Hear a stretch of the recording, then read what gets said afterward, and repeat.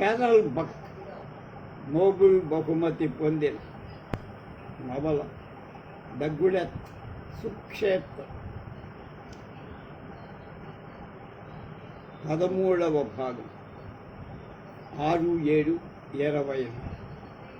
దీని అనువాదం పివి రామారావు గారు. 13వ భాగంలోకి వచ్చాను.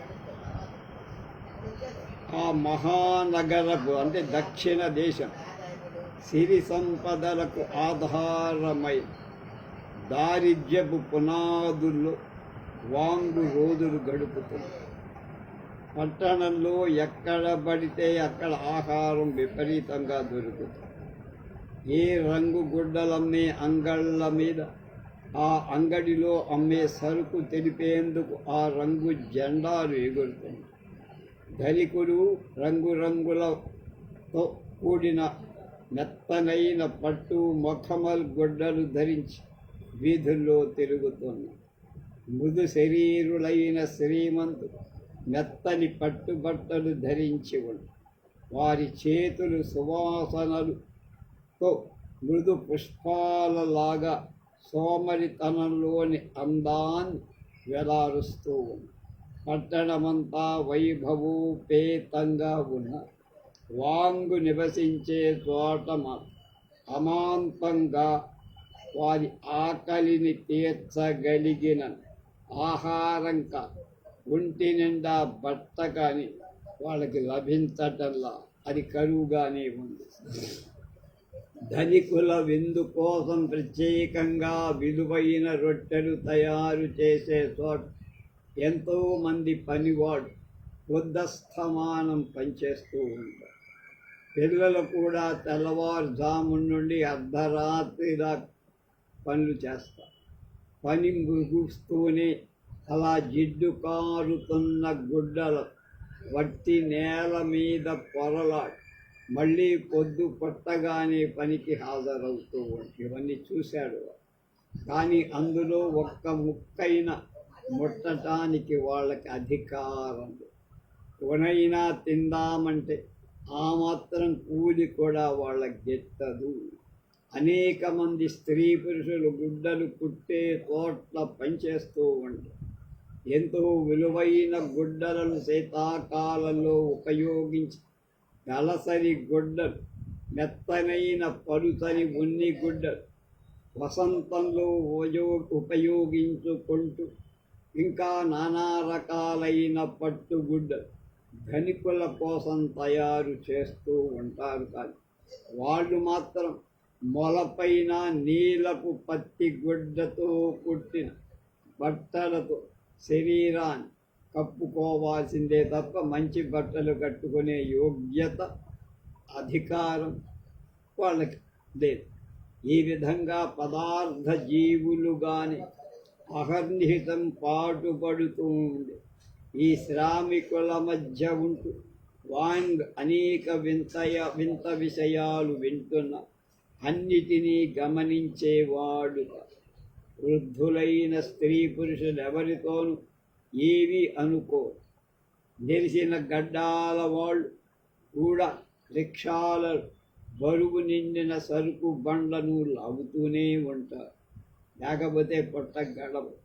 వారికి ఎప్పుడు పరగడు. రాత్రిళ్ళు ఒక్క పులుకు తీసేందుకు కూడా వాళ్ళకు అవకాశం ఉంది. ఎప్పుడు మౌనమే, నోరు విడిచి మాట్లాడరు. బొలాన్ ముఖంలాగానే వాళ్ళ ముఖాలు కూడా భావశూన్యాలే. వాళ్ళ బుర్రలు ఎలాంటి ఊహలున్నాయో ఎవ్వడికి అంతు పట్టటం. సాధారణంగా వాళ్ళు మాట్లాడడమే సంభవిస్తే ఆహారాన్ని గురించి, డబ్బు గురించే మాట్లాడతారు. వెండి నాణాల చలామణి వాళ్లలో అరుదు కాబట్టి వాళ్ళ మాటల్లో ఆ డబ్బు ప్రస్తావన రాదు. విశ్రాంతి కాలంలో వాళ్లకు నిజంగా కోపం లేకపోయినా ఉన్నట్టుగా వాళ్ళ ముఖాలు చూస్తే మనకి తెలుస్తుంది. నిరంతర భావహననం చేత భావాలని అణుచుకోబడ్డది నిర్విరామంగా శ్రమించటం చేత వాళ్ళు వికృత రూపులైగా మారి కలవు. అందువల్ల వాళ్ళ పెదవులు పైకి పోయి కళ్ళు కనిపిస్తూ ఉంది. అత్యంత శ్రమ వల్ల వాళ్ళ కళ్ళ వద్ద నోటి దగ్గర కండర ఈడ్చుకొని పోయి ముడతలు పడతాయి. వాళ్ళ రూపు వాళ్ళకే తెలియదు. ఒకప్పుడు వారిలో ఒకడు అద్దంలో కనిపించిన తన నీడను చూసి ఎవడో అనాకారి అడుగో అని అరిచాట. అలా ఉంటారు వాళ్ళ ప్రభలు. ఇతరులు అతన్ని చూసి నవ్వారు. వారు ఎందుకు నవ్వారో తెలియక వాడు నవ్వారు కనుక ఎవరికైనా కోపం వచ్చిందేమోనని చుట్టూ తొందరగా చూశారు. వాళ్ళ గుడిసెలు ఒకటి మీద ఒకటిగా కిక్కిరిసి ఉన్నాయి. అంటే ఉత్తరం నుంచి వచ్చిన వాళ్ళందరూ ఒక చోట వేసుకున్నారు గోడను ఆనుకు. ఆడవాళ్లకు మీద మీద కాన్పులయ్యాయి. ఇంకేం పని లేదుగా అదే పని. కనుక వాళ్ళ ఇళ్ల దగ్గర చినిగిన పేలికల బొంతలు కుట్టుకుంటూ ఉండేవారు. పొలాలు కోసుగడ్డ ముక్కలు, బజార్లలో గింజలు యజమానులకు తెలియకుండా తెచ్చుకునేవారు.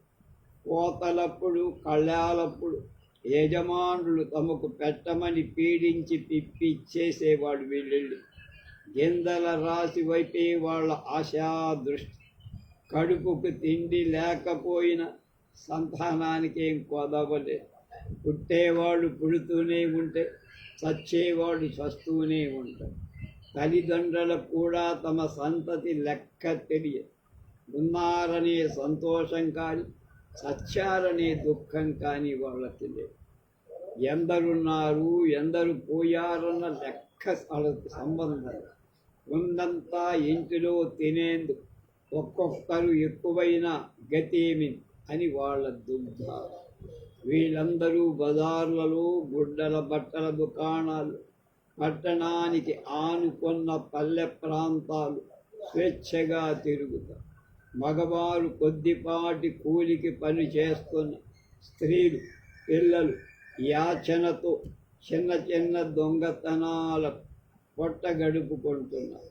వాంగు అతని కుటుంబం కూడా ఈ గుంపులోనే ఉంది. వయసు మళ్ళిన స్త్రీ పురుషులంతా ఈ జీవితానికి అలవాటు పడిపోయారు. అందులోనే తృప్తి పడ్డారు. కానీ మగపిల్లలకు ప్రాయం రావటంతో వాళ్లలో ఒక విధమైన అసంతృప్తి బయలుదేరి. వాళ్ళ మాటల్లోనే ఒక తీవ్రత బయలుదేరి. పెళ్ళిళ్ళు పేరంటాలు అయ్యాక వారిలో ఇంతవరకు అవ్యక్తంగా ఉండిన విపరీతమైన అసంతృప్తి, భయంకరమైన నిరాశ, చిరాకు, మాటలకు అలవి కాని తీవ్ర విప్లవ భావాలు ఇప్పుడు వ్యక్తమై విజృంభించి స్థిరపడు. జీవితమంతా పశువుల కంటే కష్టంగా పనిచేసి చస్తున్న కడుపు నిండటం లేదు. ఒకనాడు వాంగ్ ఇలాంటి మాటలు విన్నారు. తమ గుడిసెల కానుకొని ఉన్న గోడకి అవతల ఏముందో ఒకసారిగా అతడు విన్నాడు.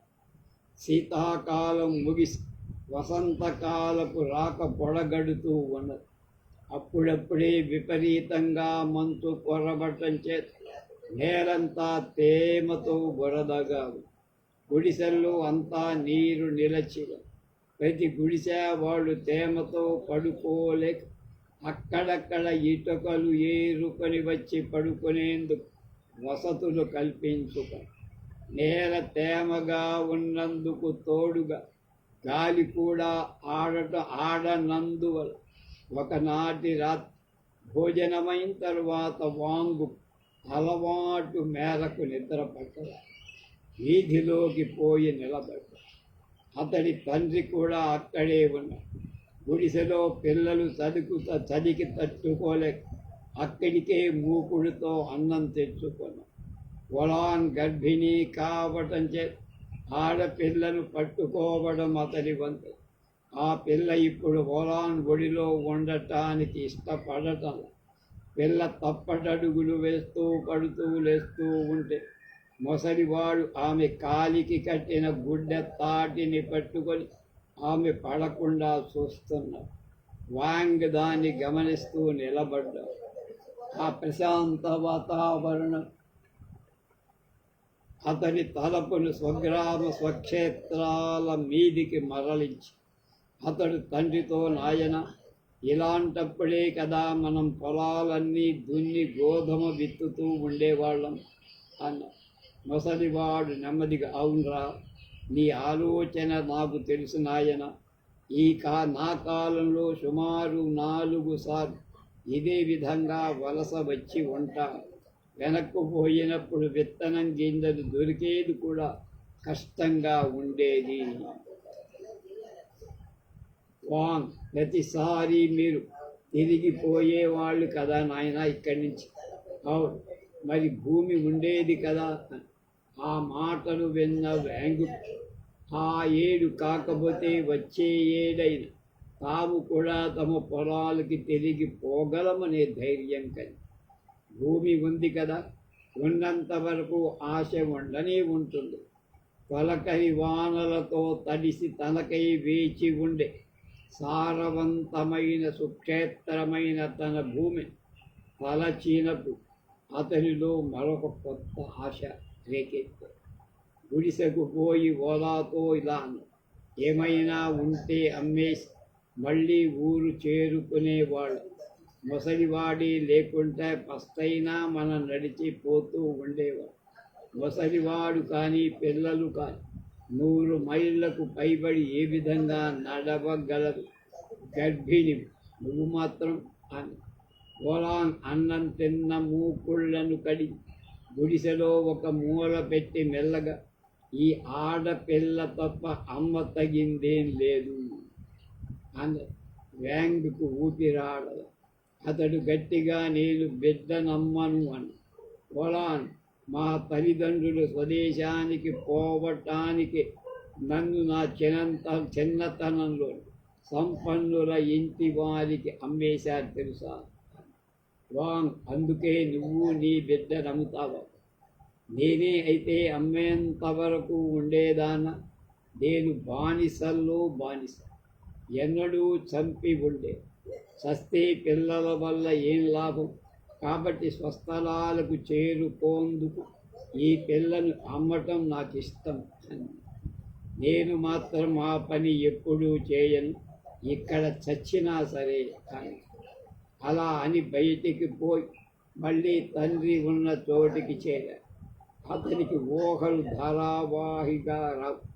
అతనికి ఇష్టం లేకుండా పిల్ల నమ్ముదామా అన్న తలంపు కలిగి ముసలివాడి దగ్గర దోగాడుతున్న పాప వైపు మళ్ళీ చూసి, ప్రతిరోజు ఇచ్చిన ఆహారాన్ని తిని పిల్ల ఒళ్ళు చేసి దాని మాటలు మాత్రం రావు. ఎందుకు పోయి ఉండిన పెదవులప్పుడు చిరునవ్వుతో కూడి ఉన్నాయి. ఆమెపై అతడు చూసినప్పుడల్లా ఆమె ముఖం వికసించే నవ్వు కనిపించి, ఈ మందహాసాలే లేకుంటే ఈ పిల్లను అమ్మి ఉండేదాన్ని వాడి అనుకో. మళ్ళా తన భూమి జ్ఞాపకానికి రావటంతో అతడి ఆలోచనలో మునిగాడు. ఉద్రిక్తుడై గట్టిగా, నా పొలాన్ని మళ్ళీ చూసే వంతు నాకు లేదా? అక్కడ ఇంత గాడిద కష్టం చేస్తున్నా, అడుక్కొని తింటున్నా, రోజు గడవటం గండంగానే ఉంది కదా అని. ఇంతలో ఆ సంజయ్ చీకట్లో దూరాన్నించి ఒక ధ్వని వినపడి, నీ ఒక్కడవే కాదు, ఈ మహానగరంలో నీ వంటి వాళ్ళు 100 వేలు ఉన్నారు. ఒక వెదురు గొట్టం నుంచి పొగ పీలుస్తూ ఒక వ్యక్తి అతని దగ్గరకు నడిచి వచ్చి, అతడు వాంగు నివసిస్తున్న గుడిసెకు 3వ గుడిసెలో ఉంటాడు. అతడు ఆ కుటుంబ యజమాని. పగలంతా నిద్రించి రాత్రిపూట పనికి పోయేవాడు. ఆ కారణంగా పగటిపూట అతడు కనబడటం అరుదు. పగటిపూట వీధులన్నీ వచ్చే పోయే విధాలైన ప్రయాణ సాధనాలు క్రిక్కిరిసి ఉండటం చేత పెద్ద బళ్ళు పోవటం కష్టసాధ్యం. అలాంటి బళ్లను ఎక్కువ బరువుతో కూడిన వాటిని రాత్రిపూట ఒక చోటి నుండి మరొక చోటికి ఈడ్చుకుపోతూ ఉంటాడు. కొన్ని సమయాలు అతడు తెల్లవారుజాము తన గుడిసెకు వస్తూ ఉంటే వాంగ్ అతన్ని చూశాడు. అప్పట్లో అతడు అలసిపోయి ఉండేవాడు. కొన్ని సమయాల్లో సంధ్యాకాలాల్లో కూడా అతను కనిపించేవాడు. వాంగ్ అతను చూసి సరే కానీ ఇప్పటికీ ఇంతేనా అని విషాదంతో ప్రశ్నించాడు. అతడు పొగగొట్టాన్ని 3 సార్లు పీల్చి నేల మీద ఉమ్మేస్తూ అన్నాడు, కాదు, ఇది శాశ్వతం కాదు. ధనికులు మరీ ధనికులవుతుంటే, బీదలు మరీ బీదలవుతుంటే మార్గాలు లేకపోలే. పోయిన ఏడు మేమిద్దరు బాలికలను అమ్మి బతకగలిగాం. ఈసారి కూడా నా భార్య ఆడపిల్లని ప్రసవిస్తే మళ్ళీ అమ్మేస్తా. మొదటి పిల్లను మాత్రం మేము ఉంచుకొని మిగిలిన వాళ్ళు చంపటానికంటే అమ్మకమే నయం. కొంతమంది పుడుతున్నట్టే పిల్లను చంపేస్తారు. దానికంటే ఇది నయం కదా. బీదల పేదరికం ఎక్కువైన కొద్దీ ఇదొకటే మార్గం. సంపన్నుల సిరి ఎక్కువైనట్లే దీనికి ఒక మార్గం.